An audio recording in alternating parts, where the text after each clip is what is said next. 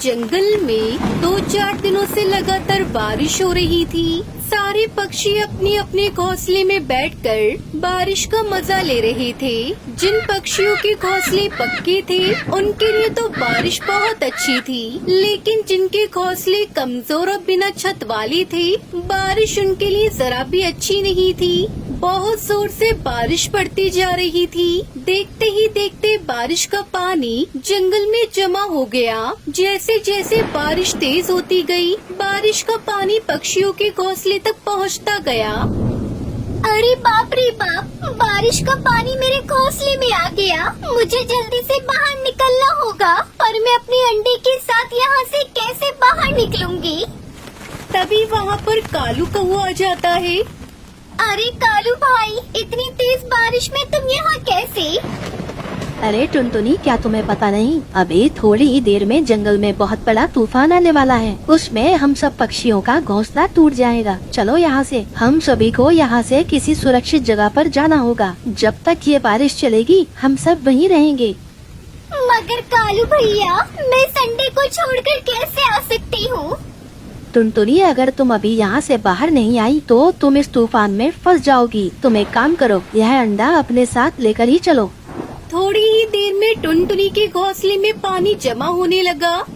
अरे बाप रे, अब तो हमें निकलना ही पड़ेगा। टुनटुनी अपने अंडों को अपने पंजे में पकड़कर घोंसले से बाहर आ जाती है। जैसे ही वो दोनों बाहर आई, घोंसला बाढ़ के पानी में बह गया।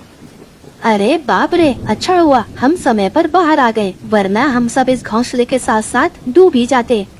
तभी टुनटुनी चिड़िया के पंजे से अंडा फिसल जाता है और बाढ़ के पानी में गिर जाता है। जैसे ही कालू ने देखा कि टुनटुनी का अंडा पानी में बह रहा है, कालू से पकड़ने के लिए बाढ़ के पानी में कूद जाता है। कालू ने अंडे को पानी से बाहर निकालने की बहुत कोशिश की, लेकिन पानी का बहाव तेज होने के कारण वो सफल न हो सका और देखते ही देखते अंडा बहुत दूर चला गया। कालू कौवा टुनटुनी के पास वापस आया। मुझे माफ कर दो टुनटुनी बहन, मैं तुम्हारे अंडे को नहीं बचा पाया। जब तक बारिश चलती रही, सारे पक्षी जंगल के बाहर वाली गुफा में रहने लगे। कुछ देर बाद बारिश कम हो गई। जंगल में भी बाढ़ का पानी धीरे धीरे उतरने लगा। फिर सब पक्षी दूसरे जंगलों से खाना ढूंढने जाने लगे, पर उन सबको खाना नहीं मिलता। फिर वो सब उदास होकर एक आम के पेड़ के नीचे बैठ जाते हैं। पक्षियों, बारिश का कहर तो खत्म हुआ, लेकिन अभी भी हमारी मुश्किलें कम नहीं हुई है। उस भयंकर बारिश की वजह से हमारे घर जमा हुआ भोजन सब खत्म हो गया। कितने दिन हो गए हम सब पक्षियों ने खाना नहीं खाया। इस तरह भूखे रहने से तो हमारी मौत हो जाएगी। हाँ टुनटुनी बेटा, तुम बिल्कुल सही कहती हो, लेकिन हम सब क्या करें? हमें कुछ समझ में नहीं आ रहा। टुनटुनी, सब पेड़ बंजर हो गए हैं। किसी भी पेड़ पर कुछ भी खाने के लिए नहीं है। दूसरे जंगलों में जाकर देख लिया, मगर वहाँ भी हमें कुछ नहीं मिला। कालू भैया, आप सब परेशान मत होइए। ऊपर वाले ने चाहा तो सब अच्छा होगा। इस तरह हिम्मत हारने से कुछ भी नहीं होगा। आप लोग मुझे देखिए, इस बारिश ने तो मुझसे मेरा बच्चा छीन लिया, फिर भी मैं अपनी हिम्मत नहीं हारी। इस तरह वो सब पक्षी बहुत दुखी थे। तभी वो आम का पेड़ बोलता है, पक्षियों, तुम सब घबराओ मत, तुम सबकी परेशानी दूर हो जाएगी। हिम्मत से काम लो। सुनो टुनटुनी, मेरे ऊपर एक आम बचा है, तुम उसे तोड़ कर लाओ। फिर टुनटुनी चिड़िया आम के पेड़ की बात मानकर वो एक आम तोड़कर नीचे ले आती है। लीजिए पेड़ भैया, मैं आम तोड़कर ले आई हूँ। बताइए अब इसका क्या करना है, क्योंकि इस आम को खाने से हम पक्षियों का पेट तो नहीं भरने वाला। टुनटुनी चिड़िया, ये कोई मामूली आम नहीं है, बल्कि जादुई आम है। ये आम मुझे एक परी ने वरदान के तौर पर दिया था और कहा था मैं इसका इस्तेमाल सिर्फ एक बार ही कर सकता हूँ। इसलिए आज मैं इस आम का इस्तेमाल तुम सबकी परेशानी को दूर करने के लिए करूँगा। सुनो टुनटुनी चिड़िया, इस आम को पकड़कर तुम जिस भी चीज का घर सोचोगी वो बनकर तैयार हो जाएगा। फिर टुनटुनी चिड़िया उस आम को पकड़कर अपने मन में एक विशाल आम के घर के बारे में सोचती है। तभी कुछ मिनटों में वहाँ एक विशाल आम का घर बनकर तैयार हो जाता है, जिसे देखकर सब पक्षी दंग रह जाते हैं।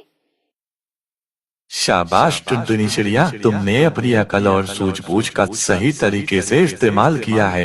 ये विशाल आम का घर तुम सब पक्षियों के लिए काफी है और तुम जानती हो इस आम के घर के अंदर तुम्हारे जरूरत की हर चीज मौजूद होगी और तुम सब पक्षियों के लिए भरपेट खाना भी होगा।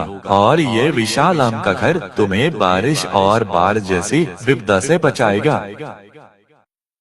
ये सुनकर सब पक्षी उस आम के पेड़ का धन्यवाद करते हैं। शुक्रिया पेड़ भैया, आपने हम सबकी इतनी बड़ी परेशानी दूर कर दी। आप नहीं जानते, अगर आज आप हमारी मदद नहीं करते तो हम सब अपनी जान से हाथ धो बैठते। ये कहकर वो सब पक्षी उस विशाल आम के घर के अंदर चले जाते हैं। अरे वाह टुनटुनी, ये आम का घर कितना सुंदर है और यहाँ देखो कितने सारे आम खाने के लिए रखे हैं। मुझे तो अपनी आंखों पर विश्वास ही नहीं हो रहा है। फिर वो सब पक्षी आम के घर में रहने लगते हैं। ऐसे ही काफी दिन गुजर जाते हैं। तभी बाहर से सुंदरी कौवी के चिल्लाने की आवाज आती है। फिर सब पक्षी आम के घर से बाहर आते हैं। अरे सुंदरी कौवी, तुम ये क्या कर रही हो? इस मासूम सी बच्ची को इतना क्यों मार रही हो? टुनटुनी बहन, आप नहीं जानती, ये दूसरे जंगल से आई हुई चिड़िया की बच्ची मेरे घर में खाने की चोरी कर रही थी। वो तो मैंने इसे रंगे हाथों पकड़ लिया। आंटी, मुझे बहुत भूख लगी थी, इसलिए मैंने इनके घर पर थोड़ा खाना चुरा लिया। तभी एक बूढ़ा कबूतर वहाँ आता है। अरे बेटा, तू यहाँ क्या कर रही है? मैं तुझे कब से ढूंढ रहा हूँ। तभी कालू कौवी की नजर उस बच्ची पर पड़ती है। वो उस बूढ़े कबूतर से कहता है, कबूतर काता, ये चिड़िया आपको कहाँ मिली? क्योंकि ये आपकी बच्ची नहीं है। हाँ बेटा, ये मेरी बच्ची नहीं है। ये मुझे नदी किनारे मिली थी। बाढ़ की वजह से वहाँ पहुँच गई होगी, तब से मैं इसे पाल रहा हूँ। ये सुनकर टुनटुनी चिड़िया हैरान हो जाती है। उसे समझ आ जाता है कि ये उसी की घूमी हुई बच्ची है। कालू भैया, मुझे लगता है ये मेरी बच्ची है जो बारिश में बहकर मुझसे दूर हो गई थी। आज ऊपर वाले ने इसे मुझसे मिलवा दिया। मैं बहुत खुश हूँ आज। मेरे पास आओ बेटा। फिर टुनटुनी चिड़िया सुनहरी चिड़िया को गले लगा लेती है और अपनी बेटी के साथ वो आम के घर में खुशी खुशी रहने लगती है।